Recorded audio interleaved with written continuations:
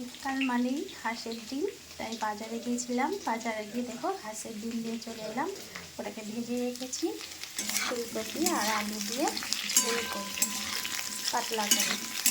কি ভালো লাগে শীতকালে হাঁসের ডিমের এই ঝোলটা, এই রান্নাটা করবো।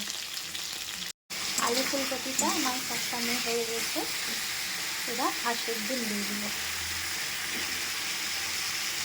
হাঁসের ডিমটা দিয়ে একটু ভালো করে কষিয়ে নেব। ধনে পাতা কুচি, ধনে পাতা কুচি দিলে ভালো লাগে। শীতকালে কত রকমের সবজি পাওয়া যায়, এত ভালো লাগে না খেতে। আর প্রত্যেকটা সবজিটা আমার স্বাদই আলাদা, তাই না বন্ধুরা? দেখো আমার এটা কষানো হয়ে গেছে, কষানো হয়ে গেল আমার এটা। এবার পরিমাণ মতন জল দিই, তবেই আমার হাঁসের ডিমের ঝোল রেডি।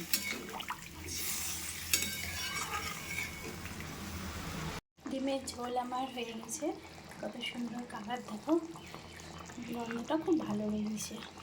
আর একটু গরম মশলা ছিটিয়ে দিলাম, তাহলেই আমার রেডি গরম গরম ডিমের ঝোল আর ভাত।